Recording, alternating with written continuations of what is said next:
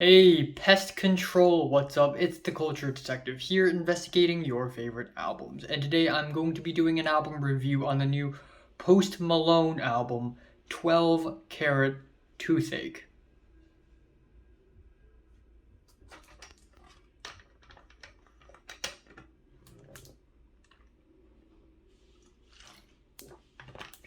So, Post Malone, aka Austin Post, is a singer, songwriter, and mostly pop with a dash of rap guy.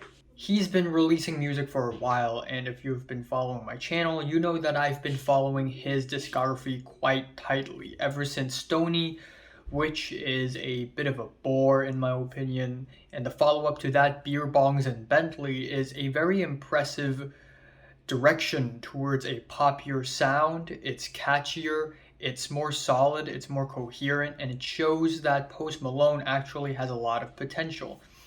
And then that is followed with Hollywood's Bleeding, where Post Malone does the same kind of stuff again and again, especially with his new direction towards the more emo, moody side of things. And now we have 12 Carat Toothache, and it's a little bland in my opinion. Now, one of Post Malone's most well-known singles is the track Circle. Running in circles. And Post Malone basically took that sound and turned it into an entire album on 12 Carat Toothache. Because the most prominent and the most significant thing about 12 Carat Toothache is that Post Malone on every single track sings with this vibrato where he sounds like he's singing through a fan. He sounds like he's shaking when he's singing. And I get it. Post Malone wants to make an iconic sound. Post Malone wants a specific sound that is iconic to his style. So he's trying to make this his thing. But the result is kind of a mess because a lot of the songs on this album, a lot of the moody tracks on the album with the vibrato just doesn't work, and it just ends up sounding kind of hideous and not very serious at all.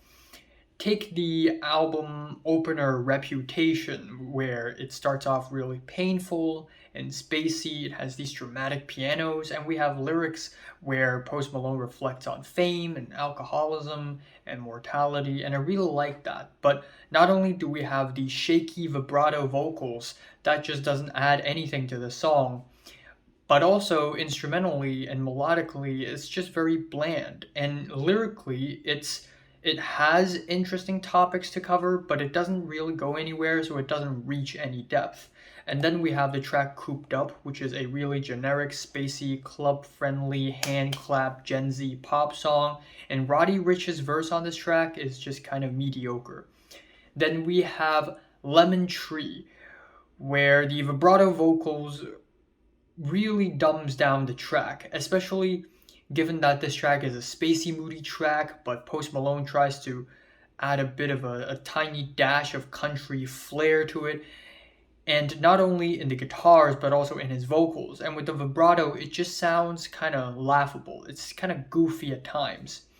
Next up, we have the track Wrapped Around Your Finger, where Post Malone goes to more of a rockier, more of a pop punk flavor a la Circles, except this track completely lacks the catchiness and the charm. Same goes for a track later in the album, When I'm Alone, which basically goes for the same pop punk formula.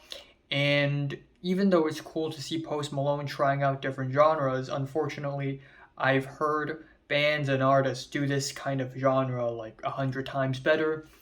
Then we are followed with a double hit, a double entendre, if you will, a double feature, if you will. We have the tracks I Like You, a happier song featuring Doja Cat, and I Cannot Be, a sadder song featuring Gunna. The former of which is literally a Doja Cat track with light synths and the trap beat. It's very trite. It's easy to the ears, but to me, it's just background music, nothing more. Then we have I Cannot Be, which again has a spacey trap beat and some cutesy light synths To be honest, Gunna doesn't even sound all that bad on this track, but because both Post Malone and Gunna sound really low effort here, it just ends up sounding really forgettable. However, the album then follows it with two of the best tracks on the album. We have Insane with the sci-fi climbing synths, the hard-hitting bassy trap beat, and the hooks on this track are legitimately catchy, and I like the flow a lot. Genuinely a banger. And then we have the track Love Hate Letter to Alcohol featuring Fleet Foxes. What? And it sounds amazing. Fleet Foxes, aka Robin Pecknold and co., are featured on this track, and they provide some angelic vocal harmonies, and they are such a tasteful, great choice to be featured on this track. They add so much more onto the track. The track tries to be epic, and it actually works because of the vocal harmonies.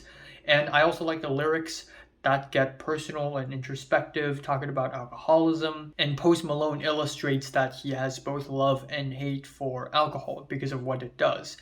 Then the album goes back downhill with Wasting Angels, which is definitely one of the most uneventful tracks on the album because the instrumental barely exists. It's so non-existent, this track might as well be a cappella, and the ending of the track tries to be kind of gospel-y with the choir vocals, except it's too reverby and too heavily manipulated. It doesn't really achieve what it's trying to achieve. Then we have Euthanasia, which is a track that sounds like it's made for the Euphoria TV show with the bass and the background. It's just not very great.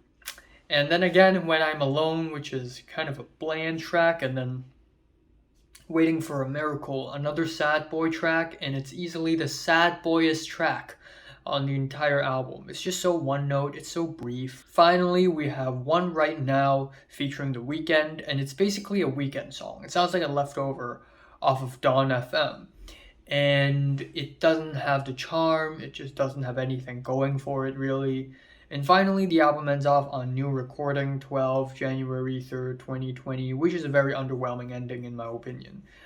And I think this track would have been way better if it's not the ending track. Like, if it's in the middle of the album as an interlude, maybe it would have worked way better. It doesn't have to be the ending. Why does it have to be the ending? It's so underwhelming.